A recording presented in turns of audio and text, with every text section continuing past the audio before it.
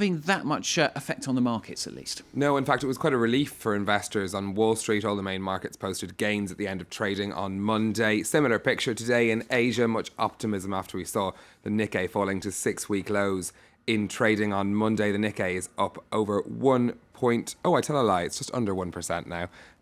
In Japan, and you can see slightly more muted gains there in the Chinese markets, but the Kospi and Seoul also trading in positive territory. Now, this latest measures of asset freezes and visa bans targeting 21 Ukrainian and Russian individuals are what the EU and US are calling the second phase of sanctions. They say the first phase was this pulling back from economic talks and pulling out of preparations for the G8 summit. But the fear from investors, at least, is that a third phase of sanctions could target those key economic links, and that will produce more movements on the markets. It's a move that could have a big impact on many business ties, as Nicholas Rushworth now explains. Should tension persist over Ukraine, there could be a phase 3 of sanctions by the EU, targeting a range of Russian business interests directly. However, for that, an agreement would have to be forged, as various countries seek to protect their interests. France, for example, has key defense contracts with Moscow for 2 aircraft carriers in a deal worth 1.2 billion euros. An arms embargo would end that. The German energy group RWE, meanwhile, is selling its oil and gas exploration and production division to the Russian investment group Letter One. That deal is valued at 5 billion euros. Germany, Europe's economic giant, can take the hit. In terms of its dependence on Russian gas, recent good weather is helping. Germany sends about 3% of its exports to Russia. That's not really that much. OK, 30% of our gas imports come from Russia. That might sound like a lot, but there are now many other countries which offer gas. And the gas reserves here in Germany are very well stocked because of the mild winter.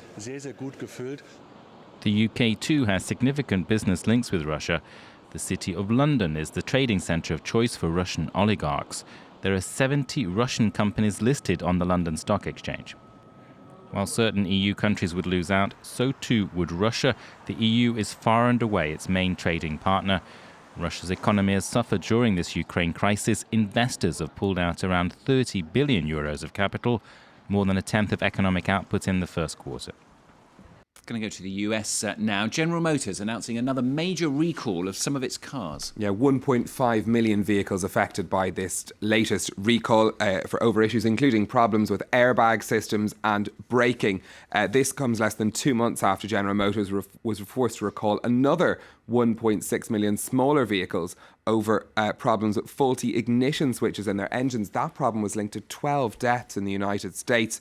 Now, General Motors says the recalls are costing the company around $300 million. CEO Mary Barra says the company was changing the way it investigates reports of defects.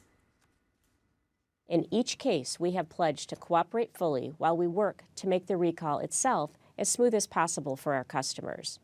These are serious developments that shouldn't surprise anyone. After all, something went wrong with our process in this instance, and terrible things happened.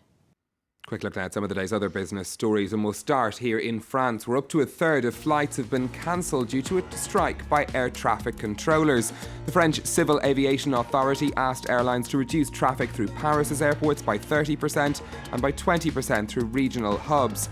It's part of a day of action called by unions against President Hollande's plan to reduce social charges for employers. And reports from Los Angeles say that Sony's filmmaking division has begun a round of job cuts. The company began telling employees yesterday, but won't say how many people are affected. So far this year, almost 500 jobs have already gone at the division, which was responsible for films including American Hustle.